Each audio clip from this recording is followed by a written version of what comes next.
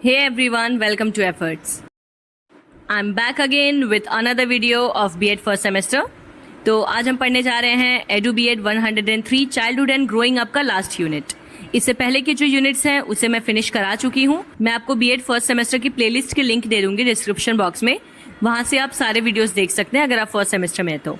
और आज का यूनिट है unit 5 understanding learners in diverse conditions. As usual, this video is also going to be bilingual, यानी हिंदी और इंग्लिश दोनों लैंग्वेज वाले बच्चे इसे देख सकते हैं और पढ़ सकते हैं।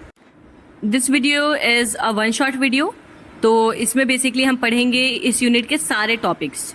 सबसे पहले हम पढ़ने वाले हैं differences and diversity among learners, फिर है effect of family and community on learners, growing up as girl child, growing up in a Dalit household, sensitivity to gender, class and poverty. देखिए, ये सारे इश्यूज बहुत ही कॉमन है, हम अपनी society में देख पाते हैं इन सभी इश्यूज को। तो मैं यही कहूँगी कि ये सबसे ईजीएस्ट यूनिट है आपका इस पेपर का या इस पूरे सेमेस्टर का। तो इसमें ज़्यादा कुछ एक्सप्लेन करने लायक नहीं है, कोई ऐसे हार्ड कंसेप्ट या टर्म्स नहीं है इस चैप्टर में, इस यूनिट में। सो बेसिकली हम पढ़ेंगे कि आपको इन आंसर्स को किस तरह से लिखना है, अपना आंसर प्रेजेंटेबल कैसे बनाना है और अच्छे मार्क्स कैसे B.Ed में लाने हैं। तो चलिए बिना टाइम वेस्ट किए वीडियो को स्टार्ट करते हैं। If you have subscribed my channel.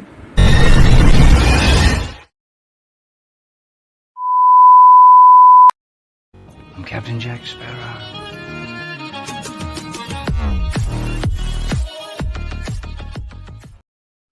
Okay, so our first topic is differences and diversity among learners, यानी शिक्षार्थियों के बीच अंतर और विविधता। सबसे पहले तो जब भी आप अपना आंसर शुरू करने वाले होते हैं, आपको उस टॉपिक से रिलेटेड इंट्रोडक्शन देना होता है। But this is the only topic जिसमें आपको डायरेक्ट अपना आंसर स्टार्ट कर देना है, because we are not having any kind of introduction for this heading. इस यूनिट में हमें बात करनी है अलग अलग तरह के शिक्षार्थियों के बारे में। मतलब कि हर बच्चे का सीखने का तरीका अलग होता है, उसकी लर्निंग को अफेक्ट करने वाले बहुत सारे फैक्टर्स होते हैं, और हमारे लिए एज अ टीचर इन डिफरेंसेस को समझना ज़रूरी क्यों है।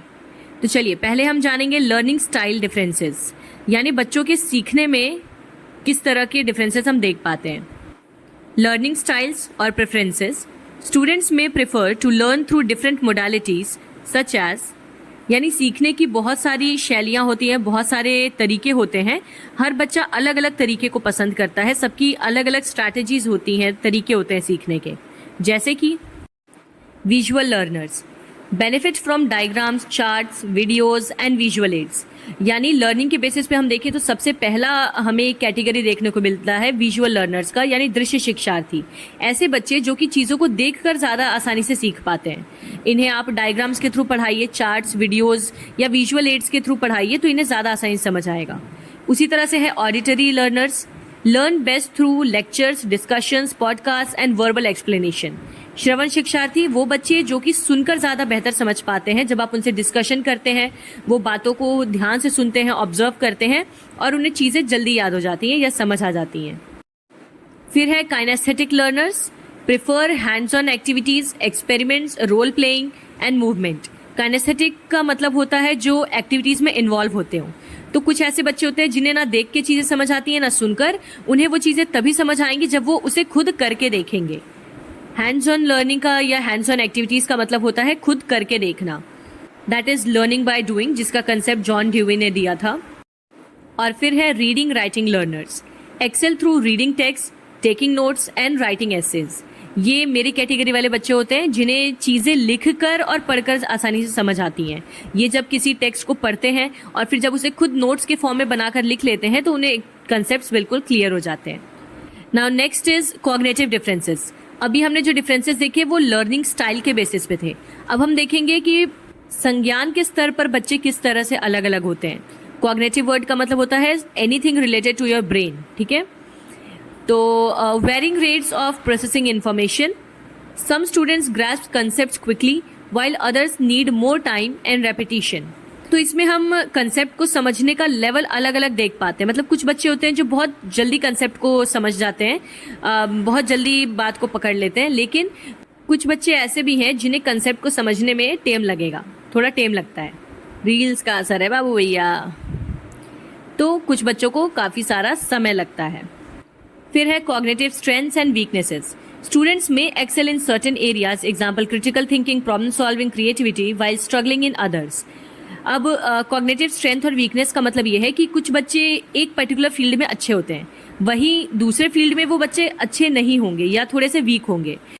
तो अपने स्ट्रेंथ और वीकनेस के अकॉर्डिंग भी लर्नर्स डिफर करते हैं कि वो कितनी आसानी से चीज़ें सीख पा रहे हैं। अब जिस चीज़ में आप स्ट्रांग हैं, आपको वो चीज़ पढ़ाई जाए तो आप बहुत जल्दी चीज़ें सीख भी जाते हैं और आपको इंटरेस्ट भी आता है। वहीं अगर मान लीजिए आप मैथ्स में वीक हैं, आपको मैथ्स नहीं अच्छा लगता, तो आप उसको सीखने में या समझने में बहुत ज़्यादा समय लेंगे या एकदम ही पढ़ना ही नहीं चाहेंगे। क्या मतलब कि मैं अपनी बात कर रही हूँ? पता है बचपन में जब बोलते थे ना, मैथ्स का फुल फॉर्म होता है मेरी आत्मा तुझे हमेशा सताएगी, ऐसा कुछ। आई डोंट नो आपने सुना है कि नहीं, बट हम लोग तो ऐसा फुल फॉर्म बनाते थे। अभी मुझे रियलाइज़ होता है कि लिटरली मैथ्स की जो आत्मा है ना, वो आपका पूरी ज़िंदगी पीछा नहीं छोड़ती है। काफ़ी दुख बांट लिया मैंने आपसे। चलिए अब टॉपिक पे आते हैं। Attention and focus. Some students have difficulty maintaining attention while others can focus for extended periods. तो हम देख पाते हैं कि कुछ बच्चे होते हैं जो लगातार मतलब घंटों तक पढ़ाई कर सकते हैं बैठ के, वहीं कुछ ऐसे बच्चे होते हैं कि जो हर 5 मिनट में दीवार देखने लगते हैं, छत देखने लगते हैं, आपकी तरफ फ़ोन देखने लगते हैं। तो बच्चे कितनी देर तक अपना ध्यान केंद्रित रख पाते हैं, इस बेसिस पे भी हमें लर्नर्स के अंदर डिफरेंस देखने को मिलता है। कॉग्निशन के बाद अब हम आ जाते हैं स्पेसिफिक लर्निंग डिसेबिलिटीज़ यानी SLDs, या आप कह सकते हैं लर्निंग डिसेबिलिटीज़। पढ़ने में या सीखने में किस किस तरह की कठिनाइयाँ बच्चों को होती हैं, इसके बेसिस पे भी हम कई अलग अलग तरह के लर्नर्स देख पाते हैं। These are neurological differences that affect how individuals process information, leading to challenges in specific academic areas. Common examples include, कई बच्चों को जन्म के साथ ही कई सारी ऐसी डिसेबिलिटीज़ होती हैं जिसकी वजह से उन्हें पढ़ने में भी दिक्कत होती है। अब यहाँ पे जो भी हम डिसेबिलिटीज़ के नाम पढ़ेंगे ना, ये काफ़ी इंपॉर्टेंट है, आपको सीटेट में भी काम आता है ये, तो आप इसे अच्छे से याद कर लीजिएगा। सबसे पहला है dyslexia, difficulty reading, spelling and language processing. जब भी बच्चे को भाषा को पढ़ने में, बोलने में या समझने में कठिनाई होती है तो उसे हम डिसलेक्सिया कहते हैं। Dysgraphia, difficulty with writing including handwriting, spelling and organizing thoughts on paper। देखिए ग्राफिंग का मतलब होता है लिखना या किसी चीज़ को पेपर पे उतारना, तो डिस्ग्राफिया से आप याद रखेंगे जो भी लिखने की दिक्कत होती है, हैंड राइटिंग में प्रॉब्लम होती है, उसे हम डिस्ग्राफिया कहते हैं। फिर है डिसकैलकुलिया, ये काफ़ी इजी है। कैलकुलिया यानी कैलकुलस से आप याद कर सकते हैं मैथमेटिक्स। जब बच्चों को मैथ्स के कंसेप्ट समझने में, कैलकुलेशंस में या नंबर्स में दिक्कत होती है तो उस डिसऑर्डर को हम डिसकैलकुलिया कहते हैं। Then we have auditory processing disorder APD, difficulty interpreting sounds. सुनने में उन्हें दिक्कत होती है। ऐसा नहीं है कि वो बहरे हैं, बट वो अलग अलग तरह की आवाज़ों में ना डिफ्रेंशिएट नहीं कर पाते हैं, वो रिकॉग्नाइज नहीं कर पाते हैं कि ये पर्टिकुलर किसकी आवाज़ है, वो किसकी आवाज़ है।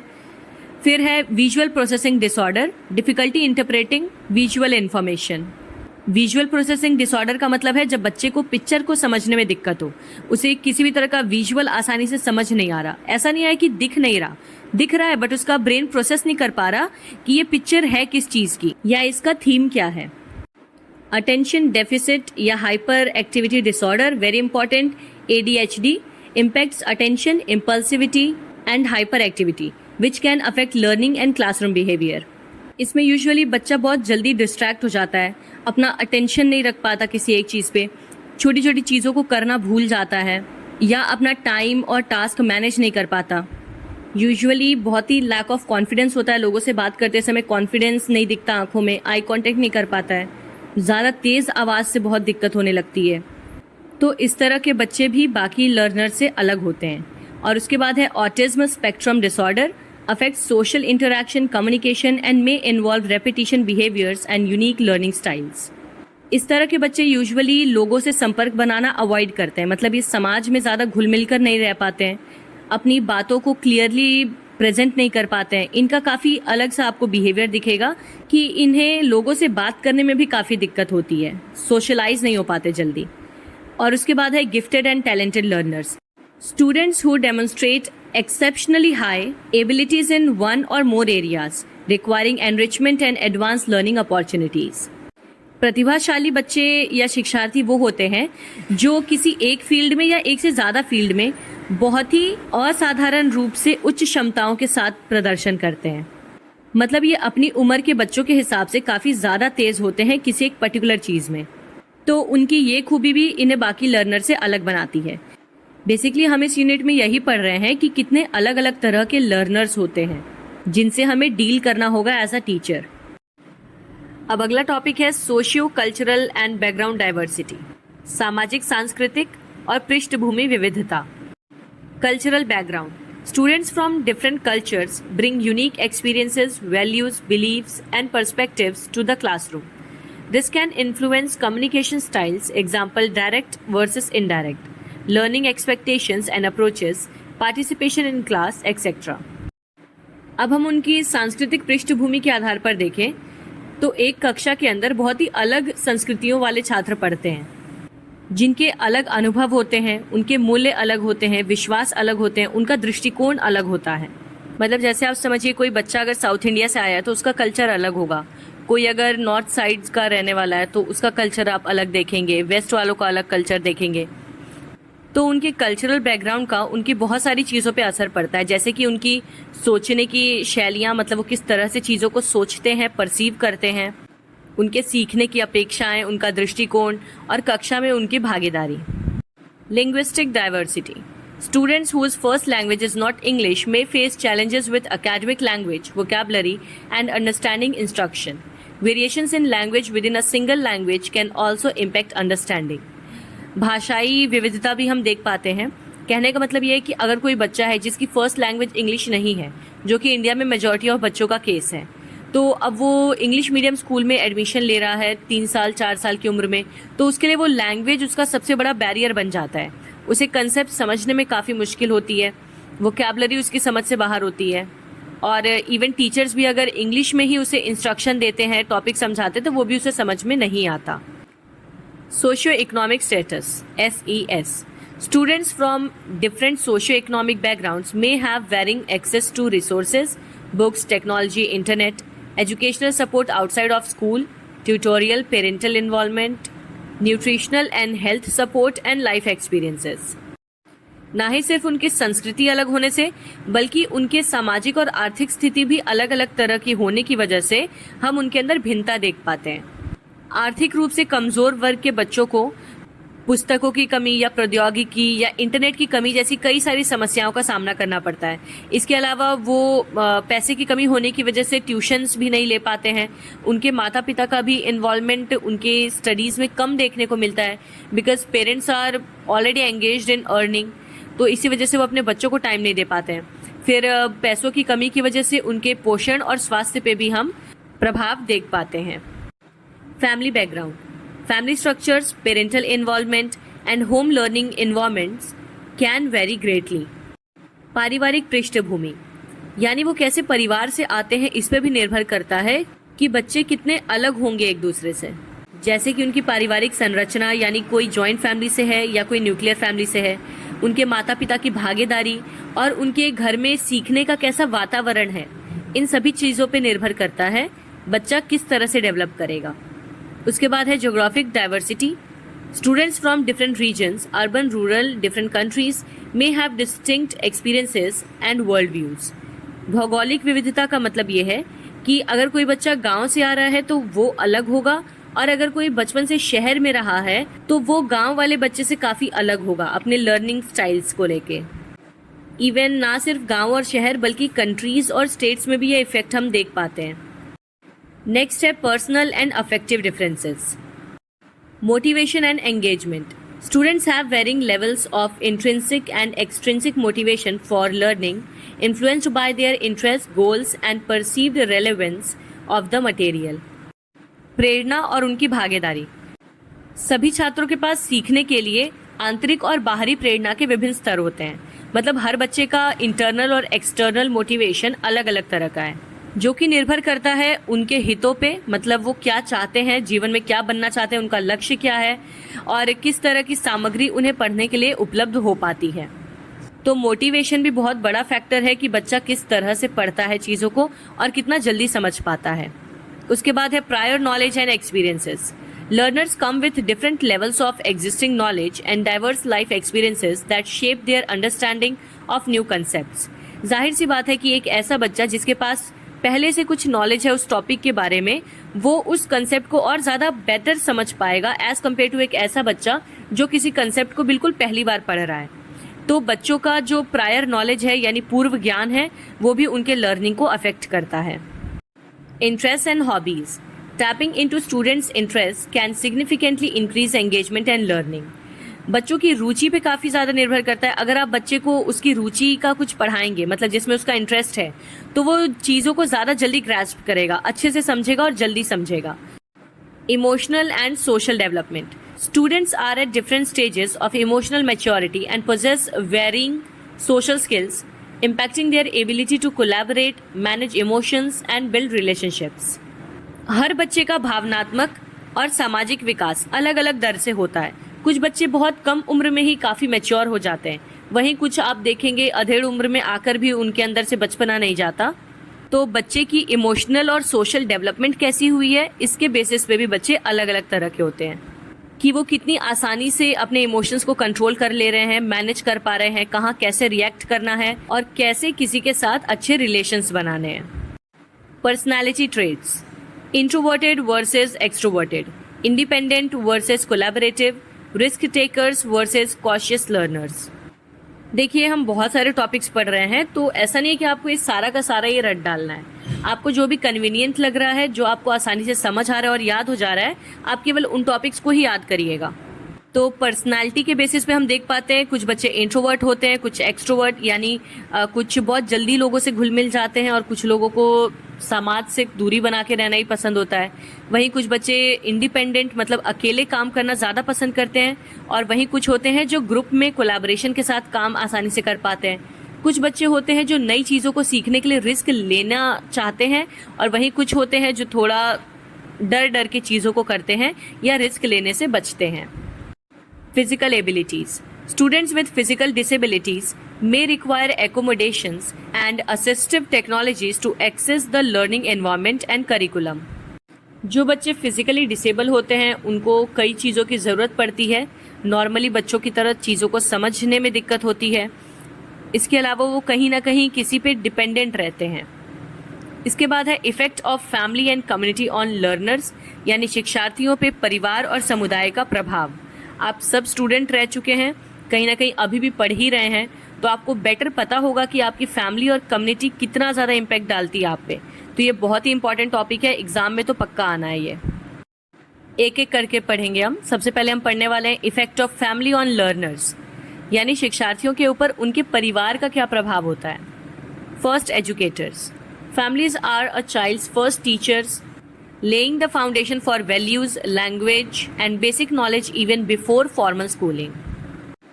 फैमिली का रोल थोड़ा बहुत नहीं, बहुत ज़्यादा है, क्योंकि कहीं ना कहीं किसी भी बच्चे का पहला विद्यालय या पहला शिक्षक उसका परिवार ही होता है।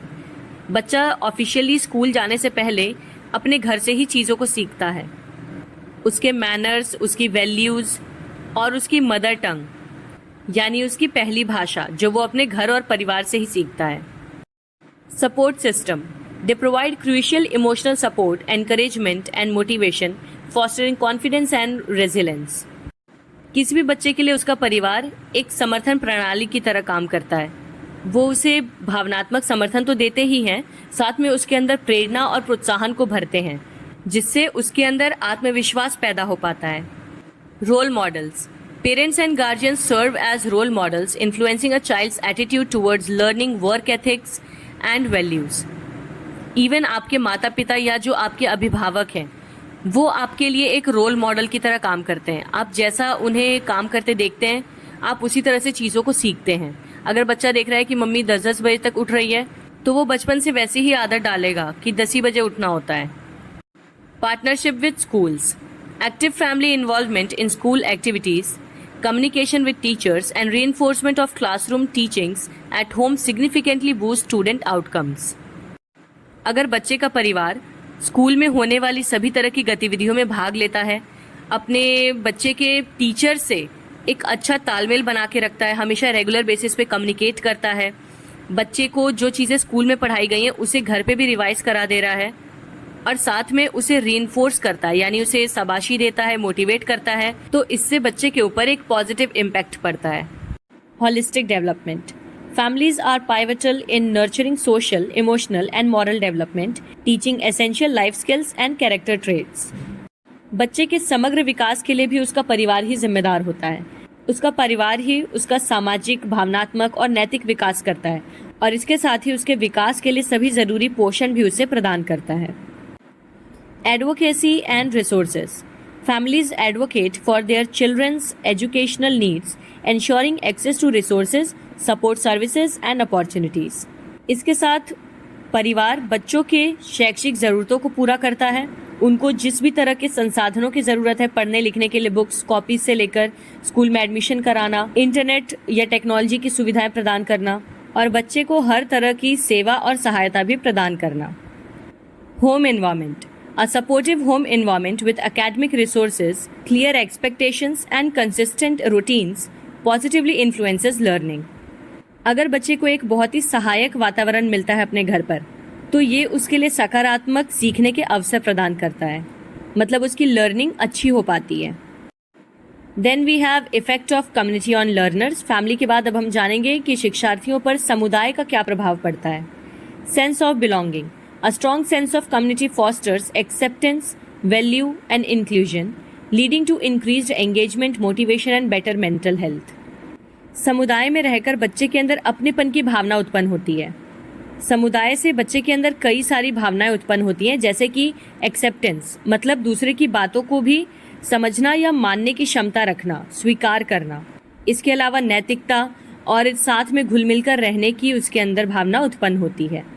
Enriched learning experiences.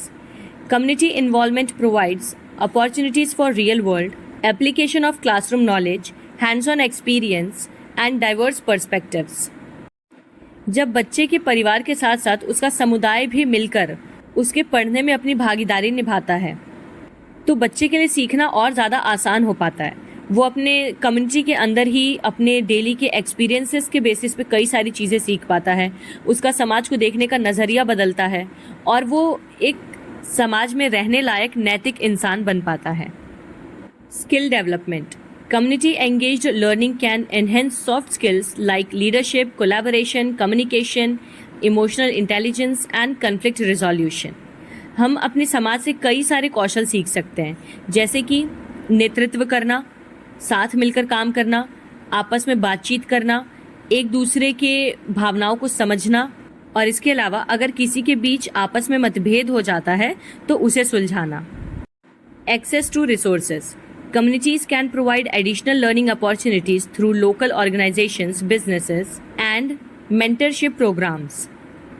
संसाधनों तक पहुंच, यानी समुदाय कई सारे स्थानीय संगठन बनाकर या व्यवसाय या फिर मेंटरशिप कार्यक्रम जैसे कई तरह के माध्यमों से बच्चों को सीखने के अवसर प्रदान कर सकता है। मतलब बच्चा अपने कम्युनिटी में हो रही चीज़ों को देखकर काफ़ी चीज़ें सीख सकता है। Motivation and accountability. Student communities can be a source of accountability and motivation with peers supporting each other's academic goals. एक छात्र अपने समुदाय से ये प्रेरणा ले सकता है कि किस तरह से अपने साथियों के साथ मिलजुल कर और ईमानदारी से काम करना है और साथ में अपने लक्ष्य को प्राप्त करना है। Teacher support. Community engagement can boost optimism and confidence among teachers, which in turn can lead to improved student achievement. जब शिक्षकों के साथ साथ पूरा समुदाय मिलकर बच्चों को पढ़ाने की जिम्मेदारी उठाता है तो इससे शिक्षकों को भी प्रेरणा मिलती है और सहायता मिलती है, जिससे कि शिक्षकों के अंदर आत्मविश्वास पैदा होता है। और अगर शिक्षक आत्मविश्वास के साथ अपना काम करेंगे तो जाहिर सी बात है कि हमें बच्चों में अच्छा रिजल्ट देखने को मिलेगा। Addressing challenges. Community centric education helps educators understand the diverse needs of students and provide relevant support such as tutoring और मेंटल हेल्थ सर्विसेज. इसमें समुदाय को भी समझने में मदद मिलती है कि बच्चों की ज़रूरतें कैसी हैं और किस तरह से समुदाय को एक रोल मॉडल की तरह काम करना चाहिए कि बच्चे जिस कम्युनिटी में रह रहे हैं उसे देखकर वो अच्छी चीज़ें सीख पाएँ। इसके साथ ही समाज में बच्चों को अच्छे ट्यूशन्स प्रोवाइड करना और उनकी मेंटल हेल्थ का भी ध्यान रखना, इन सभी चीज़ों को लेकर समाज की एक प्रमुख भूमिका होती है। Now we are going to discuss growing up as a girl child. Very important and very easy topic. अगर आप लड़की हैं तो आप तो एकदम आराम से लिख लेंगे कि बीइंग अ गर्ल आपको अपने परिवार में क्या क्या तरह की प्रॉब्लम्स फेस करनी पड़ती हैं, समाज में कैसी कैसी दिक्कतों का सामना करना पड़ता है। तो सबसे पहला तो है gender discrimination and societal norms, लिंग भेदभाव और सामाजिक मानदंड। सन preference, historically there has been a strong preference for sons in India, leading to practices like sex selective abortions, though illegal, and a lower value placed on girls. This can impact their access to resources, health care, and even basic care from birth. हम जानते हैं कि भारत एक ऐसा देश है जिसमें बेटे और बेटी में काफ़ी ज़्यादा अंतर देखने को मिलता है। हम फीमेल इन्फेंटिसाइड के बारे में या फोर्टिसाइड के बारे में सुनते हैं कि गर्भ के अंदर ही लड़की को होने पे मार दिया जाता है। लड़के की बहुत ज़्यादा प्रेफरेंस है हमारी सोसाइटी में। बॉय चाइल्ड को ज़्यादा प्रेफरेंस दी जाती है as compare to girl child. ऐसा मानते हैं हमारे समाज में कि लड़का हमारे नाम को आगे बढ़ाएगा। मुझे समझ में नहीं आता है, आप मर जा रहे हैं उसके बाद आपका नाम आगे बढ़ रहा है या नहीं बढ़ रहा है, या आप देखने वापस कहाँ आ रहे हैं। अपनी ज़िंदगी जियो, आराम से मरो, चिल करो। जिसको पैदा किया उसको अपनी ज़िंदगी चैन से जी लेने दो, लड़का है लड़की है, how does it matter. Sorry, थोड़ा सा भावनाओं में बह गई मैं। Okay, so next is traditional roles. Many communities still believe that a girl's primary role is domestic, focusing on household responsibilities, marriage, and child rearing rather than education or a career.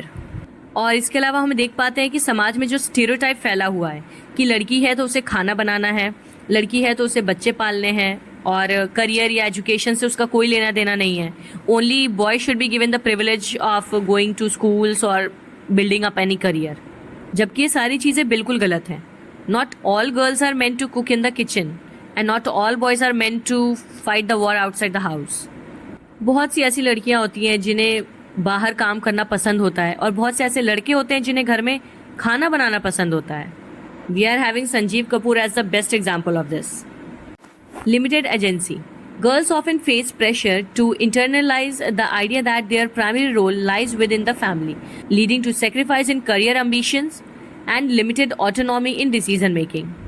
हमें बचपन से ये सिखाया जाता है कि तुम अपने दिमाग में बिठा लो, लड़की हो तो तुम्हें घर का काम करना ही करना है, तुम्हारी प्राथमिक भूमिका परिवार को पालना है। इसी वजह से लड़कियां अपने अंदर जो महत्वाकांक्षाएं होती हैं अपने करियर को बनाने को लेकर या अपनी जिंदगी से जुड़े बड़े फैसलों को लेकर, वो उसे खो देती हैं और अपने जीवन को एक बलिदान बना देती हैं। Unpaid work burden, Indian women spend significantly more time on unpaid domestic work and care giving compare to men, limiting their ability to pursue education और पेड एम्प्लॉयमेंट। ऑब्वियस सी बात है कि वुमेन अपना ज़्यादातर टाइम अनपेड वर्क को करने में बिताती हैं। मतलब हमारे समाज ने स्त्रियों के हिस्से में ऐसे कामों को ज़्यादा दे रखा है जिसका कोई पेमेंट नहीं है, जिसके लिए कोई पैसे नहीं मिलते, जिस वजह से किसी भी तरह की जॉब करके पैसे कमाने के लिए उनके पास समय बचता ही नहीं है। फिर इसी तरह से patriarchy, traditional gender roles often confine women to feminine in house activities while men are expected to work outside the home. Surveys indicate a significant number of Indians believe a wife must always obey her husband. जैसा कि हम अपने समाज में एक पितृ सत्ता देख पाते हैं कि मेल हमेशा फीमेल से डोमिनेंट होता है। हमारे समाज में स्त्री और पुरुष दोनों को बराबर तरीके से नहीं देखा जाता, जबकि ये धरती जितनी पुरुषों की है उतनी स्त्रियों की भी। लेकिन फिर भी हमें रिसोर्सेज को यूज़ करने से पहले, अपने डिसीजंस खुद लेने से पहले कहीं ना कहीं पुरुषों पे डिपेंडेंट रहना पड़ता है। एक आदमी जैसे चाहे वैसे रह सकता है, जो नौकरी चाहे वो कर सकता है, जबकि लड़कियों के हिस्से में सिर्फ एक घर की जिम्मेदारी सौंप दी जाती है कि तुम्हारी पूरी ज़िंदगी इस 4 दीवारी के अंदर ही है। Access to education, financial constraints, poverty remains a major barrier as families struggle to afford school fees, uniforms, books, and transportation, often prioritizing boys' education when resources are limited. हमने ये हमेशा देखा है कि जब भी परिवार के पास किसी एक को पढ़ाने का मौका होगा, या तो लड़की या तो लड़का, तो वो हमेशा लड़के को पढ़ाना ही चुनेंगे। परिवार में अगर किसी भी तरह की वित्तीय बाधा है तो उसका खामियाजा लड़की को ही भुगतना है। लड़का पूरी फैसिलिटीज़ के साथ ही जिएगा। Lack of safe transportation, for girls in rural areas long distances to schools and safety concerns during travel can lead to drop outs. हम एजुकेशन में एक सबसे बड़ी बाधा देख पाते हैं लॉन्ग डिस्टेंस। गांव या दूर दराज के इलाकों में स्कूल बहुत ही दूर होते हैं, जिस वजह से बहुत ज़्यादा ट्रैवल करके लड़कियों को स्कूल तक जाना पड़ता है और पेरेंट्स कहीं ना कहीं लड़कियों की सेफ्टी को ध्यान में रखते हुए उन्हें स्कूल ना भेजना ही सही समझते हैं। Poor school infrastructure. Many schools lack basic facilities like separate functional toilets for girls, clean drinking water, and hygienic facilities, particularly impacting adolescent girls during menstruation. School ना भेजने का एक और कारण हो जाता है स्कूल में खराब इंफ्रास्ट्रक्चर। कई ऐसे स्कूल्स होते हैं जहाँ पे अभी भी लड़के और लड़कियों के लिए अलग अलग टॉयलेट्स की व्यवस्था नहीं है और ना ही साफ पीने का पानी उपलब्ध होता है। Early marriage and child labour. Despite laws against it, child marriage remains prevalent in some regions, forcing girls to abandon their education and assume domestic responsibilities. Girls are also often engaged in household chores or contribute to family income, further limiting their schooling. हालांकि हमारे देश में शादी के लिए एक particular age decided है, लेकिन स्टिल आपने ऐसे हजारों केसेस देखे होंगे जिसमें लड़कियों की शादी बहुत जल्दी कर दी जाती है। जबरदस्ती उनसे उनकी पढ़ाई छुड़वाकर उनके ऊपर घर बार की जिम्मेदारी सौंप दी जाती है। Drop out rates. While enrollment rates have improved, dropout rates among girls tend to increase as they reach adolescence due to factors like early marriage and domestic responsibilities. Sir पे घर परिवार की जिम्मेदारियां पड़ते ही लड़कियों को अपना स्कूल छोड़ना पड़ जाता है, जिस वजह से वो अपना एजुकेशन कंप्लीट नहीं कर पाती एंड एज अ रिजल्ट उन्हें अपने हस्बैंड्स पे डिपेंडेंट रहना पड़ता है। Girls are vulnerable to various forms of abuse, including physical, sexual, and emotional abuse, both within and outside the home. Safety concerns, including harassment and violence on the way to or at school, can deter girls from attending. Even लड़कियों के साथ होने वाले physical या sexual abuses भी कहीं ना कहीं रिस्पॉन्सिबल है, जिस वजह से लड़कियों को अपना स्कूल छोड़ना पड़ता है। अब इतनी सारी दिक्कतों के लिए गवर्नमेंट क्या कर रही है आखिर, तो अब हम जानेंगे गवर्नमेंट इनिशिएटिव्स एंड पॉलिसीज, यानी सरकारी पहल और नीतियाँ। सबसे पहले तो है राइट टू एजुकेशन एक्ट 2009, बहुत ही इंपॉर्टेंट है। Guarantees all Indian girls the right to education as a fundamental right. जो शिक्षा का अधिकार अधिनियम 2009 में आया था, उसके तहत ना ही सिर्फ लड़कियों को बल्कि देश भर के जितने भी बच्चे हैं जिनकी उम्र 6 साल से 14 साल की है, उनको मुफ्त शिक्षा का अधिकार है। इसके अलावा हम बेटी बचाओ बेटी पढ़ाओ के बारे में जानते ही हैं। Launch in 2015, this scheme aims to address the declining child sex ratio and promote girls education. इसका एम था जो भ्रूण हत्या हो रही है उसको रोकना और उसके साथ ही लड़कियों को पढ़ाना। इसके अलावा Sukanya Samriddhi Yojana, a small deposit scheme encouraging families to save for a daughter's education and marriage, shifting the mindset from marriage savings to education savings. Sukanya Samriddhi Yojana ये एक छोटी सी जमा योजना है जिसमें कि परिवार के सदस्य बेटी का जन्म होने पर उसकी शिक्षा के लिए और उसके विवाह के लिए अलग अलग अकाउंट में पैसे जमा करते हैं ताकि भविष्य में इसका इस्तेमाल कर सकें। Other schemes, programs like CBSE, Udaan, Kasturba Gandhi Balika Vidyalaya and Sarva Shiksha Abhiyan also focus on improving girls access to and retention in education. तो CBSE उड़ान या फिर सर्व शिक्षा अभियान और कस्तूरबा गांधी बालिका विद्यालय ऐसे और कई सारे योजनाएं हैं जिससे सरकार लड़कियों की मदद करने की कोशिश करती है। इसके अलावा है bicycle schemes, initiatives like the Bihar girl child bicycle scheme incentivize girls education and promote their independence. Bihar में जैसे हुआ था कि लड़कियों को मुफ्त में साइकिल बांटी गई थी ताकि लड़कियां ट्रांसपोर्टेशन वाली जो दिक्कत है उसको ओवरकम कर पाएं और स्कूल अपनी बाइसिकल से जा पाएं। Infrastructure development. Efforts are being made to improve school infrastructure, including providing separate toilets for girls, which has positively impacted school. और इसके अलावा बुनियादी ढांचे का भी विकास किया गया है, यानी स्कूल में लड़कियों के लिए अलग शौचालय भी बनाए जा रहे हैं। अब हम सोसाइटल चेंजेस की बात करेंगे, यानी सामाजिक परिवर्तन। Shifting mindsets. While traditional views persist, there's a gradual shift in societal attitudes.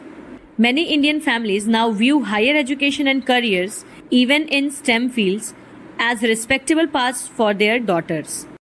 देखिए, कई ऐसी जगहों पे लोग अभी भी पुरानी सोच रखते हैं, लेकिन ज़्यादातर जगहों पे अब इस सोच में बदलाव आ रहा है। सामाजिक तौर पे कई ऐसे माता पिता हैं या कई ऐसे भारतीय परिवार हैं जो कि उच्च शिक्षा और करियर को अपनी बेटियों के लिए सम्मानजनक रास्ते के रूप में देखते हैं। Career opportunities. Girls are increasingly pursuing diverse career paths across various sectors. हम अपने आसपास भी देख पा रहे हैं कि लड़कियां किस तरह से कितने विभिन्न क्षेत्रों में अपने करियर के पथों पर तेजी से आगे बढ़ रही हैं. Growing opportunities. Fields like IT, healthcare, education, law, finance, digital marketing, and entrepreneurship offer significant growth potential and opportunities for women. हम देख पा रहे हैं कि कैसे आईटी, हेल्थ केयर, शिक्षा, कानून, वित्त, डिजिटल मार्केटिंग या फिर उद्यमशीलता जैसे कई सारे क्षेत्र महिलाओं के लिए एक बहुत ही महत्वपूर्ण विकास क्षमता और अवसर प्रदान कर रहे हैं. Government and private sector roles. Women are increasingly excelling in civil services, banking, human resources and other professional fields.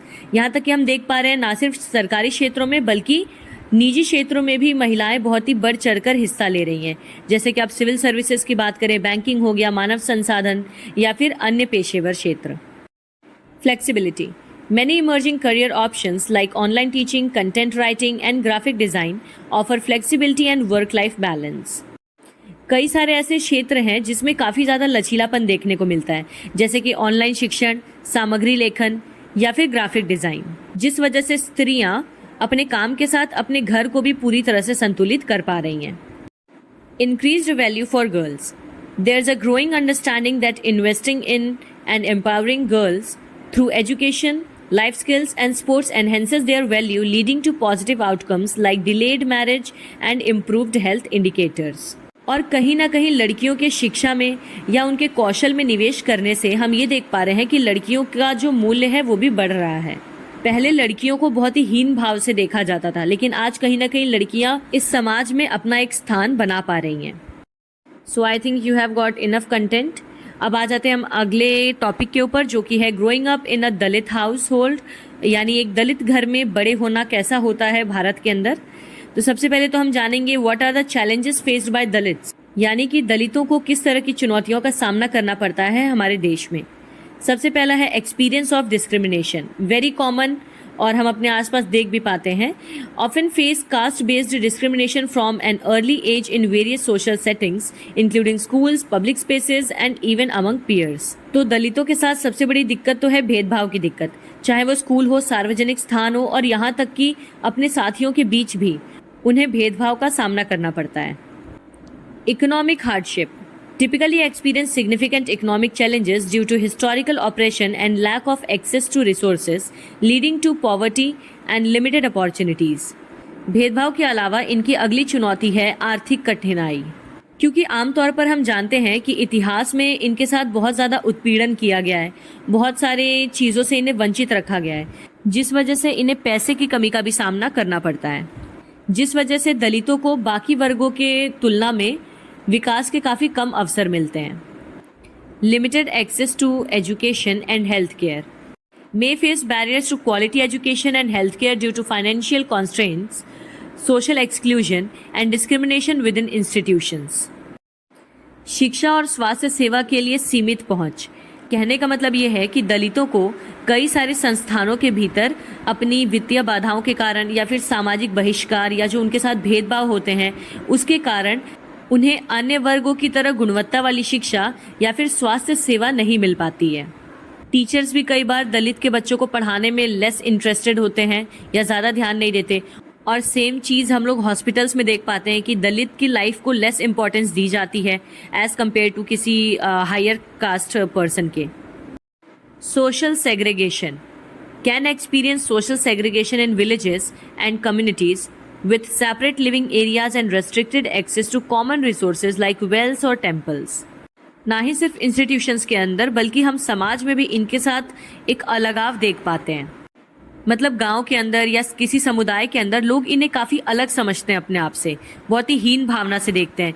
इसीलिए इन्हें कई ऐसी जगह होती हैं या क्षेत्र होते हैं जैसे कुएं का पानी हो गया या मंदिर जैसे स्थान हो गए, ऐसी जगहों पे इन्हें जाने नहीं दिया जाता है जहाँ पे ऐसा मानते हैं कि इनके जाने से वो जगह दूषित हो जाएगी. Occupational constraints. Often inherit traditional, low-paying and often stigmatizing occupations, example manual scavenging, agricultural labor, leather work. इन्हें कई सारी व्यावसायिक बाधाओं का भी सामना करना पड़ता है।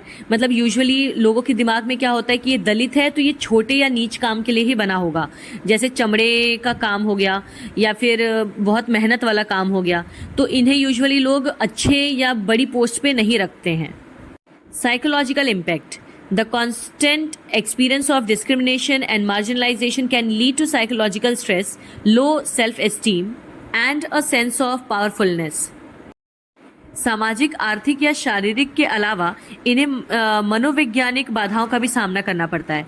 यानी इनके साथ जो भेदभाव होते हैं या बार बार इन्हें जो एहसास दिलाया जाता है कि ये बाकी समाज से अलग हैं या नीच हैं, इसका इनके मस्तिष्क पे भी बहुत बुरा प्रभाव पड़ता है, जो इनके अंदर सेल्फ कॉन्फिडेंस को पूरी तरह से तोड़ देता है और आत्मविश्वास की कमी की वजह से इनके ऊपर हमेशा तनाव बना रहता है।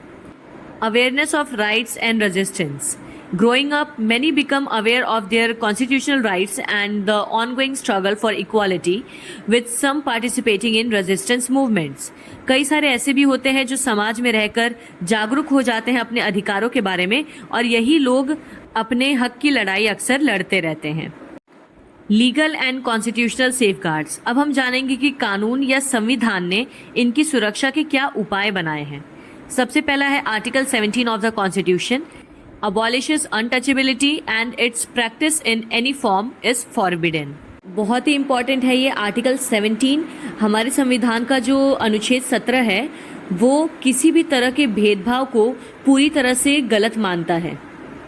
Protection of civil rights act 1955 provides punishment for the practice of untouchability. इसके अलावा जो हमारा नागरिक अधिकार अधिनियम 1955 है, ये भेदभाव करने वाले किसी भी इंसान के खिलाफ सजा प्रदान करने की बात करता है। Scheduled caste and scheduled tribes prevention of atrocities act 1989 enacted to prevent atrocities against SCs and STs and to provide for special courts for the trial of such offences and for the relief and rehabilitation of victims. This act was further strengthened with amendments in 2018. अनुसूचित जाति और अनुसूचित जनजाति अत्याचार की रोकथाम अधिनियम 1979। ये अधिनियम बनाया गया था ST SC के खिलाफ होने वाले अत्याचारों को रोकने के लिए। किसी भी रूप में उनका शोषण हो रहा हो या किसी भी रूप में उनके साथ कुछ गलत हो रहा हो तो उसके खिलाफ कार्रवाई करने के लिए विशेष अदालतों का भी प्रावधान किया गया है। और 2018 में कई संशोधन के बाद इस अधिनियम को और भी ज़्यादा मजबूत बनाया गया, जिससे ST SC अपने हक के लिए लड़ सकें। अब जानेंगे हम एजुकेशनल एम्पावरमेंट यानी इनके शैक्षिक सशक्तिकरण के लिए क्या किया गया। Reservation policy: quotas in government jobs, educational institutions, schools, colleges, universities and legislative bodies to ensure representation. सभी सरकारी नौकरियों में और शैक्षणिक संस्थानों में जैसे स्कूल, कॉलेज या विश्वविद्यालय, इनके लिए कोटा बनाया गया ताकि इन्हें एक फिक्स सीट दी जा सके। Pre matric and post matric scholarships: financial assistance to SC students from class 1 up to post graduation and research level. SC छात्रों के लिए कक्षा 1 से लेकर उनके पोस्ट ग्रेजुएशन और यहाँ तक कि रिसर्च लेवल तक भी इनको वित्तीय सहायता दी जाती है, यानी स्कॉलरशिप्स दी जाती हैं। National overseas scholarship NOS supports SC students for pursuing masters and PhD courses abroad. सिर्फ देश में ही नहीं बल्कि विदेश में भी इनकी पढ़ाई के लिए प्रावधान बनाए गए हैं, जिसमें कि इन्हें PhD करने के लिए या मास्टर्स करने के लिए स्कॉलरशिप और सपोर्ट दिया जाता है। Scheme for residential education for students in high schools in targeted areas, जिसको हम कहते हैं श्रेष्ठा। बहुत ही इंपॉर्टेंट है, इसका फुल फॉर्म एकदम रट लीजिएगा अच्छे से। इवन जितने भी एक्ट और स्कीम्स हम पढ़ रहे हैं ये काफ़ी इंपॉर्टेंट है। Aims to provide quality residential education to meritorious SC students in reputed private residential schools. लक्षित क्षेत्रों में उच्च विद्यालयों में छात्रों के लिए आवासीय शिक्षा के लिए योजना, जिसको कि हम श्रेष्ठा कहते हैं, और इसका उद्देश्य होता है कि कोई भी ऐसे प्रतिष्ठित निजी आवासीय स्कूल जो हैं उसमें SC के मेधावी बच्चों को यानी तेज बच्चों को गुणवत्ता आवासीय शिक्षा प्रदान करना। आवासीय शिक्षा का मतलब होता है कि वो पर्टिकुलर जगह पे रहकर उसी इंस्टीट्यूशन के अंदर अपनी एजुकेशन कंप्लीट कर सकते हैं। तो इस श्रेष्ठा स्कीम के अंदर ऐसे बच्चों को रहने के साथ साथ शिक्षा की भी सुविधा प्रदान की जाती है। अब हम पढ़ेंगे sensitivity to gender, class and poverty, यानी लिंग, वर्ग और गरीबी के प्रति संवेदनशीलता। सेंसिटिविटी या संवेदनशीलता का मतलब है कि जो पीड़ित या दुखी लोग हैं, आप उनके साथ कितनी ज़्यादा सिंपैथी दिखा पाते हैं या उनके दर्द को कितना समझ पाते हैं और उसका निवारण करने की कोशिश करते हैं। तो सबसे पहले हम जानेंगे जेंडर सेंसिटिविटी को, यानी लिंग संवेदनशीलता को। People can be gender sensitive by, लोग लिंग संवेदनशील कैसे बन सकते हैं? तो सबसे पहला तरीका है recognising and challenging stereotypes and biases, यानी समाज में होने वाले भेदभाव या जो रूढ़िवादी सोच फैली हुई है कि लड़की है तो खाना ही बनाएगी, लड़का है तो बाहर ही काम करेगा या उसको पिंक कलर पसंद नहीं हो सकता। तो इस तरह की रूढ़िवादी चीज़ों को पहचानना। Next we have promoting equal opportunities and fair treatment for all genders, सभी लिंगों को समान अवसर प्रदान करना और उनके साथ निष्पक्ष व्यवहार करना, यानी चाहे लड़का हो, लड़की हो या इवन कोई ट्रांसजेंडर हो, सबके प्रति आप समानता का व्यवहार रखें। Understanding the unique challenges faced by different genders, example violence, discrimination. अगर किसी भी लिंग के साथ किसी भी तरह का भेदभाव हो रहा है, हिंसा हो रही है, तो उनकी तकलीफ को आप समझें और इससे लड़ने में उनकी मदद करें। यूजिंग इंक्लूसिव लैंग्वेज, समावेशी भाषा का उपयोग करना, यानी आप किसी से भी बात करते समय ऐसी भाषाओं का इस्तेमाल करें जिससे सब अपनापन महसूस कर सकें। आप उनको अलग या अपने से कमज़ोर दिखाने की कोशिश ना करें। अब ये सेंसिटिविटी ज़रूरी क्यों है? It is important because it promotes equality and human rights. Recognizing and addressing gender disparities is fundamental to upholding human rights for all individuals regardless of their gender identity. तो किसी भी लिंग के प्रति संवेदनशील होना महत्वपूर्ण इसलिए है क्योंकि ये समानता और मानव अधिकारों को बढ़ावा देता है। कहने का मतलब ये है कि लिंग असमानताओं को पहचानना और उनके बारे में बात करना, ये सभी व्यक्तियों के मानव अधिकारों को बनाए रखने में एक बहुत ही महत्वपूर्ण भूमिका निभाता है। यानी जब आप हर किसी के लिंग के प्रति संवेदनशील होंगे, जब आप हर जेंडर को समझने की कोशिश करेंगे कि उनके अंदर भी इमोशंस हैं और वो भी हमारी तरह इंसान हैं, तो कहीं ना कहीं ये हम ह्यूमंस के बीच में एक अच्छे रिलेशन और इक्वालिटी को जन्म देगा। Prevents violence and discrimination, gender sensitivity helps to identify and combat gender based violence, discrimination and stereotypes, example boys will be boys, women are bad drivers. किसी लिंग के प्रति संवेदनशील होना हिंसा और भेदभाव को रोकता है। जैसे कि हम अपने दिमाग में एक रूढ़िवादी सोच बना के रखते हैं कि लड़के तो लड़के ही रहेंगे हमेशा, उनकी सोच हमेशा छोटी ही रहेगी, या फिर महिलाएं हमेशा बुरी ड्राइवर ही होती हैं। पापा की परी अगर राइट इंडिकेटर दे रही है तो वो लेफ्ट में ही गाड़ी मोड़ेगी।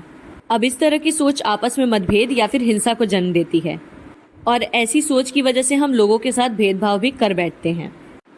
Enhances social inclusion, it fosters a society where everyone is treated with respect and has equal opportunities, leading to greater social cohesion. ये सामाजिक समावेश को बढ़ावा देता है, यानी ये एक ऐसे समाज को बढ़ावा देता है जहाँ पे सभी लोग एक दूसरे के साथ समान व्यवहार करते हैं और सभी को समान अवसर भी मिलते हैं। Boosts economic prosperity. When women and marginalized genders have equal opportunities in education, employment and entrepreneurship, it contributes significantly to economic growth and reduces poverty. ये आर्थिक समृद्धि को भी बढ़ावा देता है। जब सभी लिंग, यानी कि चाहे वो महिलाएं हो, चाहे वो दलित कम्युनिटी से कोई बिलोंग कर रहा हो, चाहे वो ट्रांसजेंडर्स हो, इन सभी को शिक्षा और रोजगार के समान अवसर मिलते हैं तो हमारा समाज आर्थिक रूप से बहुत विकसित हो जाता है। क्योंकि जहाँ पहले इकोनॉमी को संभालने का पूरा बर्डन सिर्फ मेल कैटेगरी पे था, अब वहीं वुमेन भी कमा रही हैं, ट्रांसजेंडर भी कमा रहे हैं और सब साथ में मिलकर देश की इकोनॉमी को बढ़ा रहे हैं। Creates safer environments, societies that value gender equality are generally safer and healthier for everyone. सुरक्षित वातावरण बनाता है। कहने का मतलब ये है कि एक ऐसा समाज जहाँ पे सभी तरह के लिंग को समानता मिलती है, वो हर तरह से सुरक्षित और स्वस्थ समाज होता है, क्योंकि ऐसे समाज में सभी एक दूसरे को समान समझते हैं और ये किसी तरह के मतभेद को जन्म नहीं देता। जेंडर सेंसिटिविटी के बाद अब हम जानेंगे कास्ट सेंसिटिविटी, यानी जाति संवेदनशीलता। People can be caste sensitive by acknowledging the historical and ongoing discrimination and oppression based on caste. तो सभी लोग जाति के प्रति संवेदनशील कैसे हो सकते हैं? जाति के आधार पर ऐतिहासिक और हमेशा से चले आ रहे भेदभाव और उत्पीड़न को स्वीकार करके और समझ के। मतलब बहुत से लोग इस बात को झुठलाते हैं कि कभी हमारे पूर्वजों ने या इतिहास में जनरल कैटेगरी ने SC SCs या OBCs को बहुत ज़्यादा पीड़ित किया है या परेशान किया है। तो पहले तो ये ज़रूरी है कि आप इस बात को एक्सेप्ट करें कि हाँ, ये रियलिटी थी और कहीं ना कहीं जिसका खामियाजा आज हम भुगत रहे हैं, मतलब जनरल कैटेगरी वाले। फिर है rejecting caste based prejudice and untouchability. दूसरा तरीका है कि हम जाति के आधार पर पूर्वाग्रह और ये जो अस्पृश्यता है उसको पूरी तरह से खत्म कर दें।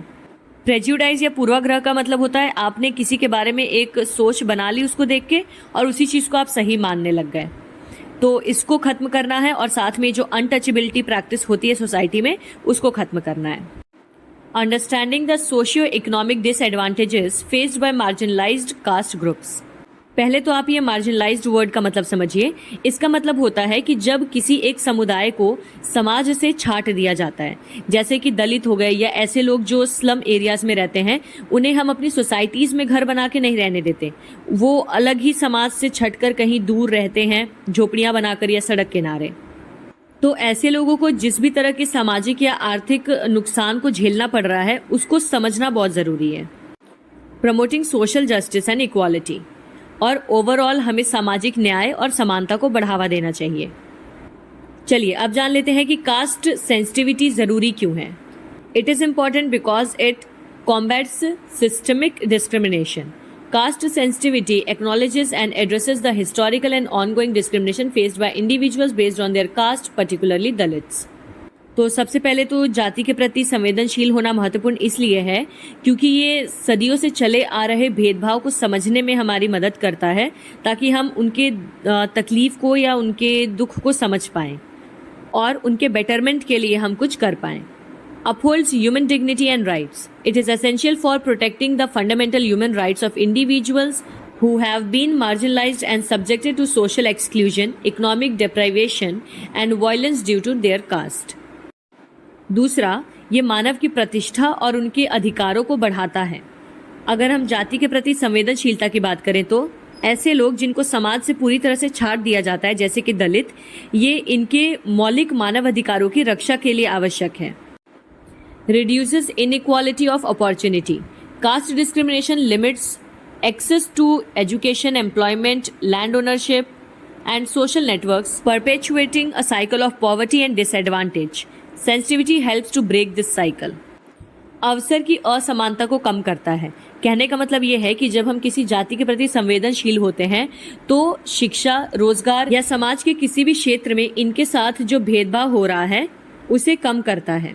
और इस समानता की वजह से इनकी ज़िंदगी में एक चक्र सा बन के रह गया, यानी इनके परदादा भी गरीब थे, दादा भी गरीब थे, पिता भी गरीब थे और ये भी गरीब ही हैं।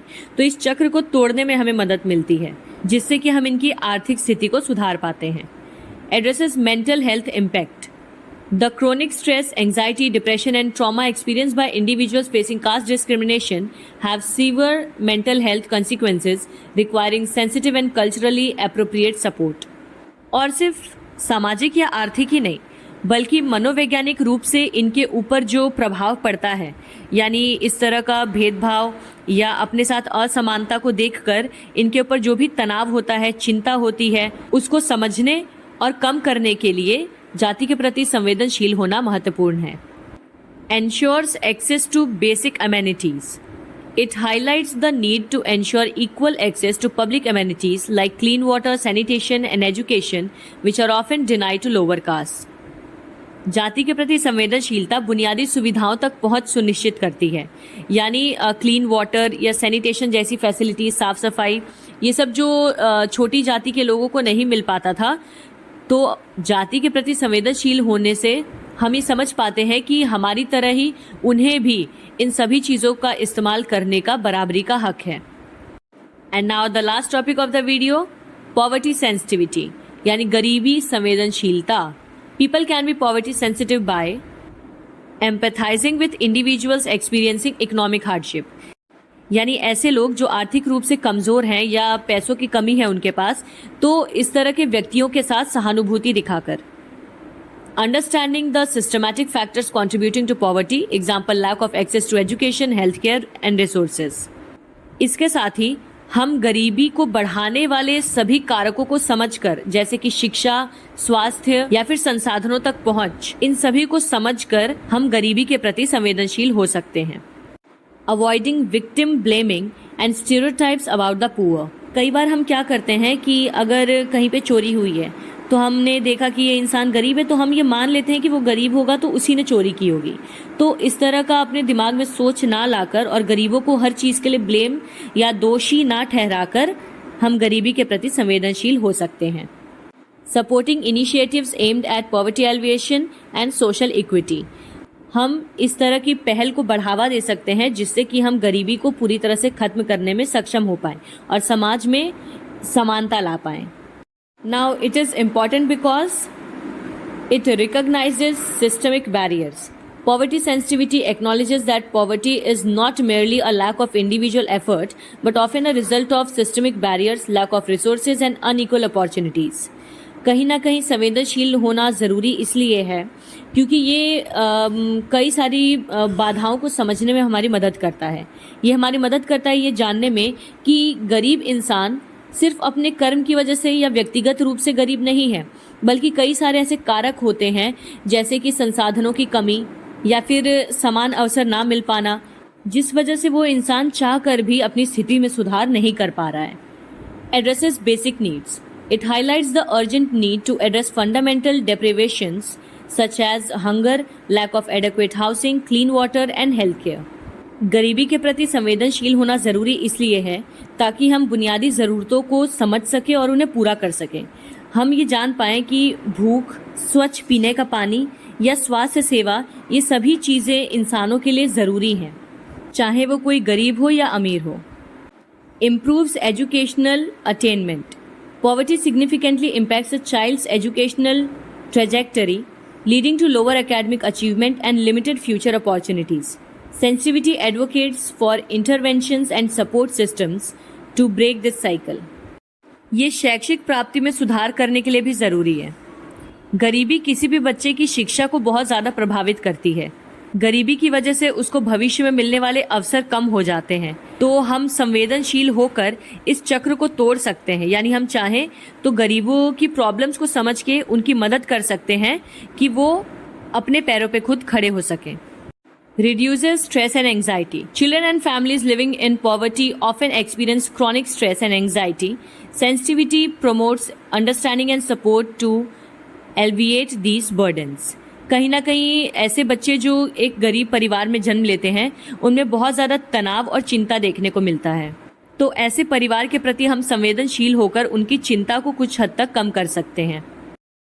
Fosters empathy and understanding. It encourages empathy towards those experiencing poverty, challenging stereotypes and promoting a more nuanced understanding of their challenges and decision-making processes. ये सहानुभूति और समझ के लिए महत्वपूर्ण है.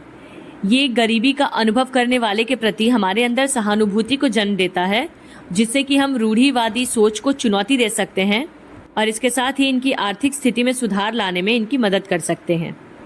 सो thank you ji. Like the video if you really like the video. और मिलती हूँ आपसे मैं अब अगले वीडियो के साथ. Till then take care and bye bye. हाँ, शेयर और सब्सक्राइब करना मत भूलना बिल्कुल, नहीं तो अगले वीडियो में आके मुक्का मारूंगी एकदम. अरे नहीं मारूंगी यार, तुम ही लोग के लिए तो चैनल चला रही हूँ मैं, बट कर देना ना सब्सक्राइब. Okay bye.